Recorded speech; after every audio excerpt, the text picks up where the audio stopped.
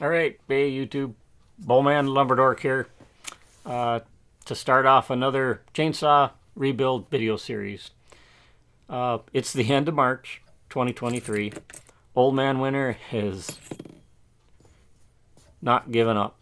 We've got 18 to 24 inches of snow on the ground still. It's actually April 1st today. We've had some late winters before, but nothing with these types of conditions. It's almost unprecedented. I think our official, at least in terms of snowiest winters, are going to be in the top 2 or 3. Might end up being the number 1 if this goes too much longer.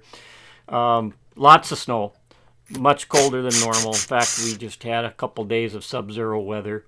So I guess I feel cooped up. I don't want to battle snow. So what the hell? Figured I'd do some post-production on a few videos that I've been working on instead of fighting the snow. And this particular series is on a Stihl 044 Magnum. In fact, this is the first Stihl chainsaw that I've done anything more than, anything significant at least, more than simple routine maintenance. And that's not a bad rap on Stihl. They make extremely good saws, every bit as good as Husqvarna. It's just that I'm a little more partial, as you may have already guessed, to those orange pieces of equipment than these orange and white pieces of equipment. Anyway, there's going to be about 16 parts in this series from start to finish. I did these for myself in case I needed to rebuild an 044 again, or just actually work again on this particular saw. But since I spent the time recording the video, I figured I might as well post them to my channel for those who haven't worked on an 044 before, which incidentally still renamed to the 440, essentially identical saw, in the, early 2000s, I think it was. Now, there might be a few parts in this series, like this particular video, that you're going to see a fair amount of voiceover. In this case, you're staring at my ugly mug, because I didn't talk much. I didn't originally anticipate I was going to post these to my channel. All right, so let's talk about the history of this saw. This particular 044 Magnum was built in 1998. So as of the time that I'm rebuilding it this winter, it's about 25 years old. There's not much difference between the Magnum and the original version. In fact, in terms of cutting capacity, horsepower, they're essentially identical. Really not a whole lot different in terms of performance. Basically, the timing and possibly along with it the ignition module changed a little bit amongst the versions, and then Stihl also upgraded the 044 to use a 12 millimeter diameter wrist pin. So I would guess that the original 10 millimeter version probably was failing or wearing more. Maybe there was more requirements for rebuilds, maybe even under warranty if it was a saw that was being really used by production loggers. I don't know, I'm just spitballing. But anyway, sometime in the mid-late 90s, everything had been converted over to these 12 millimeter wrist pins, and as I understood it, there was a little bit of difference in the timing, and I don't know if that was from the ignition module or if it was from some changes they made to some of the transfers and ports on the cylinder. This particular saw is a government work saw, mainly used for creating and maintaining roads, trails, and fire breaks on public land. So it hasn't been used as hard on an annual basis, say, as it would have been by a production logger, or even for a lot of landowners that might be making 5-10 cord of firewood a year, Nevertheless, it was heavily used and abused over its life. And although it had, I think, 3 or 4 different users from time to time, basically 90% of its use was by one guy. So it did have fairly consistent, whether it was abused or how it was used, it had fairly consistent, use over its life up until, the time we started having issues. It's typical for a lot of saws and saw operators, other than routine cleaning of the clutch area every day and, periodically replacing the spark plug, rim sprockets, fuel and air filters. The saw, and I worked with these guys. My day job, these guys are my co-workers, so I know this saw, and I know quite literally the saw had never had a deep cleaning, never received any significant midlife maintenance because it ran so darn well.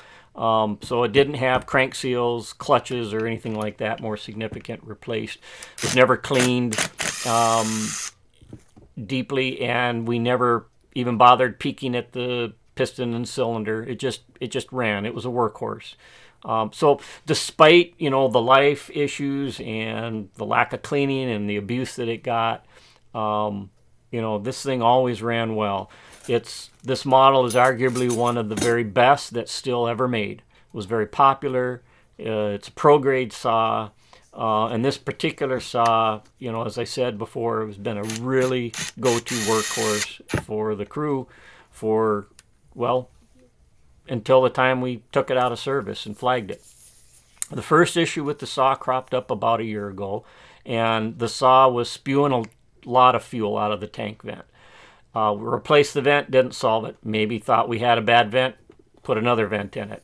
Also replaced the fuel filter, even though that was still good. So it was pretty clear that it was time for a little bit more maintenance. It suggested that there was probably an issue with fuel line, impulse line, and that's understandable given the age of the saw, right? It's rare for a saw of this age not to require replacement of most, if not all, of the rubber bits and a fair number of the plastic bits.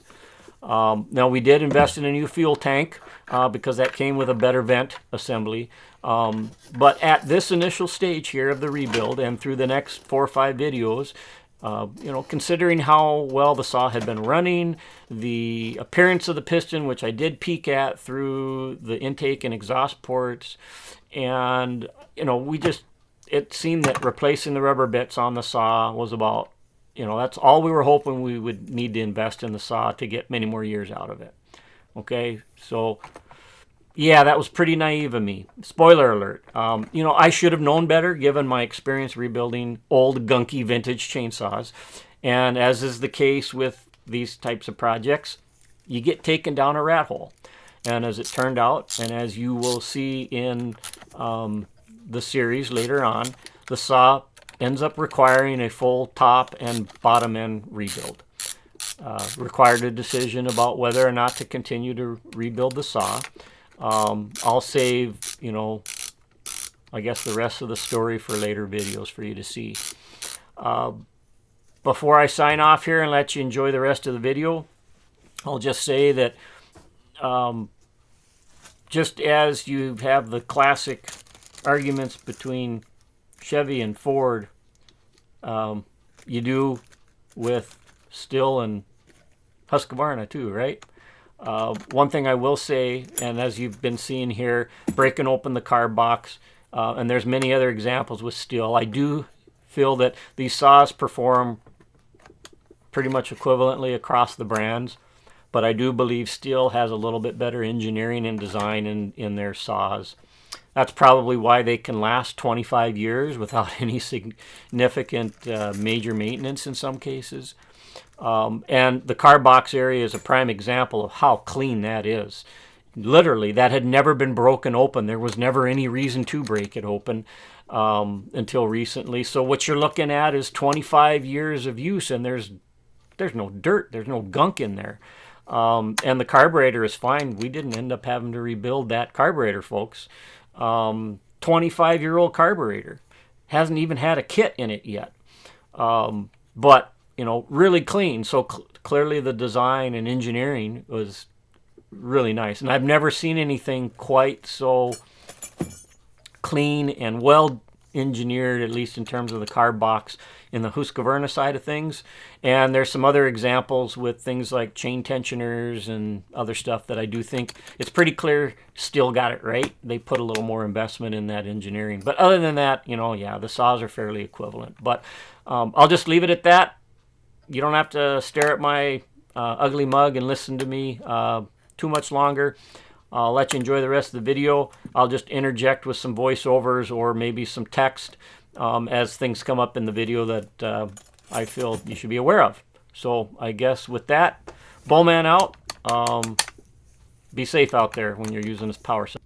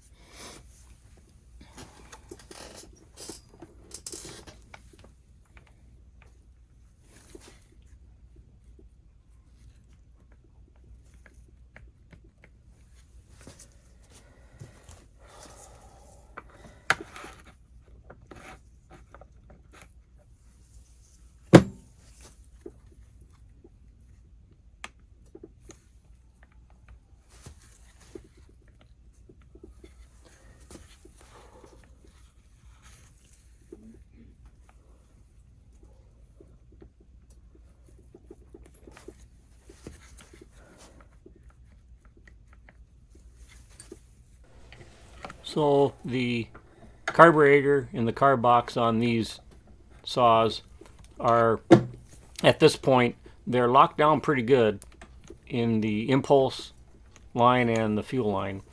I'm just taking my time here to ensure I don't do any damage. But, you know, and again, this carburetor had not come out in 25 years, so it's in those lines pretty firmly. So it's just a matter of taking that time and slowly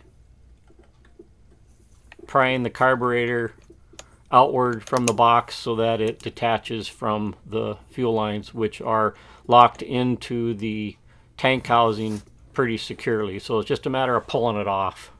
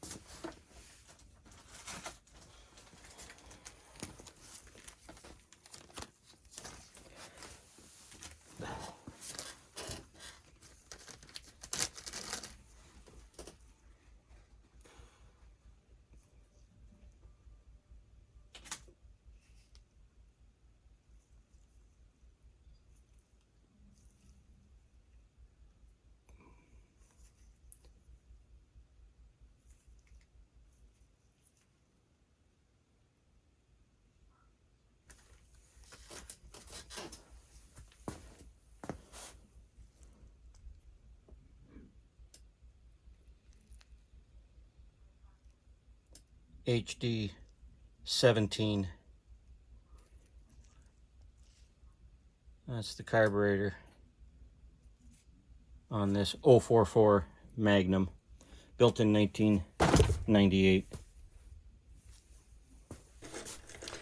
Sorry folks, I forgot to refocus after bringing in the carburetor up close, but I do think you can at least see the basics on how things are aligned and what I'm doing here till I get around to refocusing.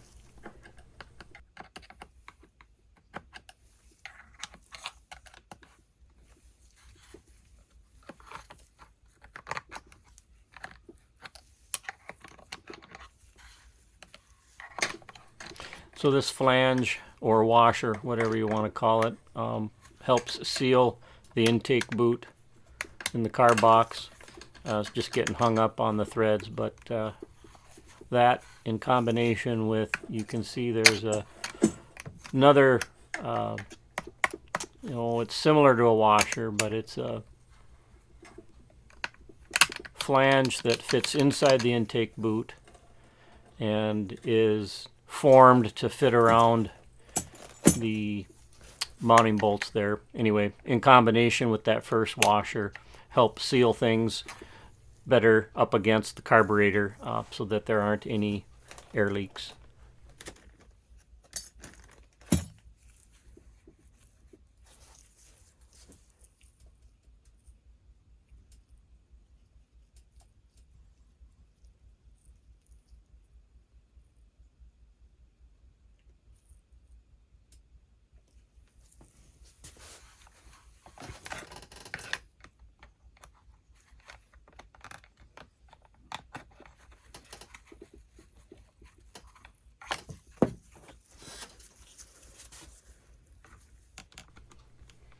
Again, I apologize for it being out of focus, but you can still see what I'm doing here, and it's a little bit difficult getting in to the wiring on the switch, and they're in there pretty tight, but basically that yellow wire, which is the positive, and then the black wire, which is the negative. The yellow wire is towards the tank handle, and the black negative lead will be in front of that, towards the front of the saw.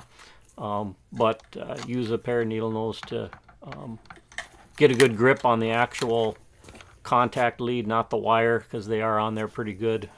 Then they'll pop off pretty well.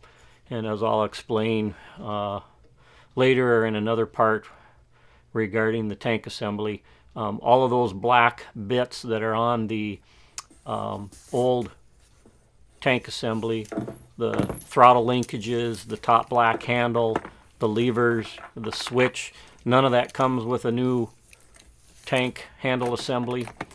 And so it's all pretty straightforward. I don't cover that in detail on any of the videos, but it's pretty easy to remove all of that, and it does fit into the new style tank assembly perfectly. So just in case I don't cover that later in the video, there we go, we got focus back. So as I start to remove the starter assembly here, I just forewarn you, I do not cover the deep cleaning and full rebuild of this starter assembly. Obviously you can tell it needed some help, and it was much dirtier than what it appears here on the video. But just so you know, it's pretty easy. You don't even need the workshop manual. Pretty straightforward.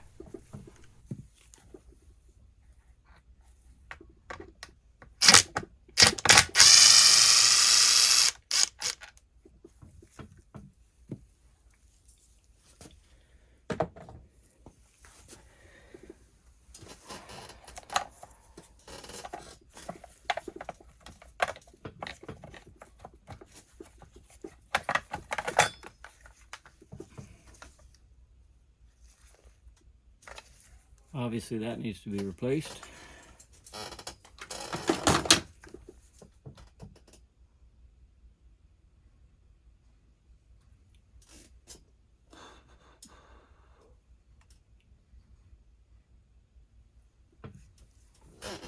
I maybe didn't need to take that off.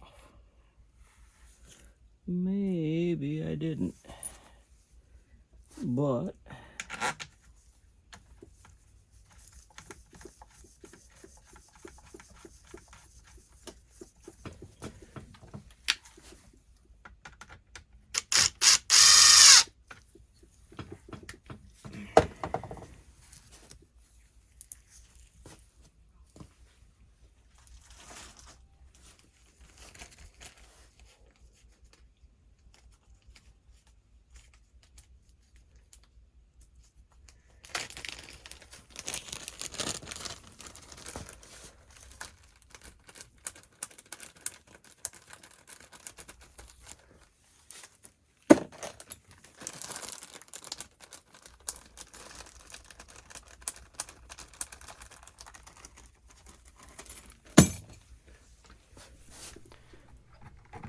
The cover on these are really a bit of a nuisance to take off.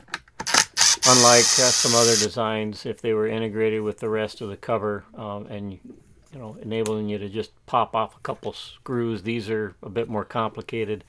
And as you can see, or you will see, the way the spark plug is designed through that housing, it's probably why a lot of these Stihls with this type of design don't get cleaned as frequently as they should around the cylinder fins and elsewhere, just because of the inconvenience involved, but really should be removed on a frequent basis so that they don't get as gunked up as what this saw definitely, as I discovered, had become.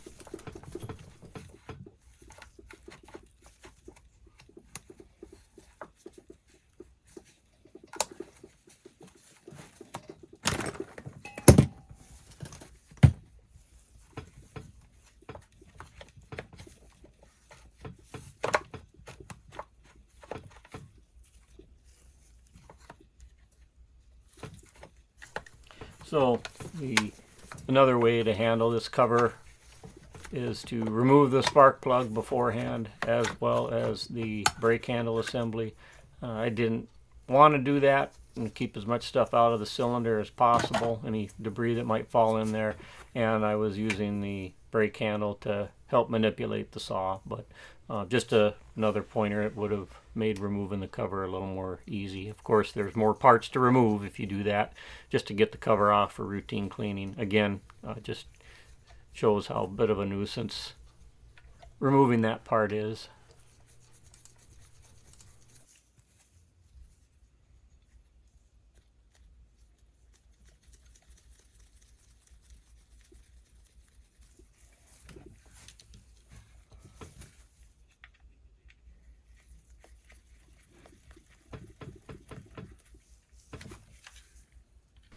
You may have noticed that I try and be fairly well organized. There's a lot of parts, especially with these Stihl and newer generation saws, regardless of brand. So I organize things in boxes and baggies, or will put the bolts back on the saw itself so that there's little confusion about where they go when it comes time for reassembly. Not that you can't figure it out. Even with experience though, and having a illustrated parts list handy, sometimes the less organized you are, the more difficult it'll be to find the right parts and get everything put back together. Rubber's getting pretty hard. There's some plastic here too. Probably can salvage this, but do have new parts on order. 25-year-old saw, it's always a good idea to replace all the rubber bits. Seals have never been replaced on this. It's probably time for that too.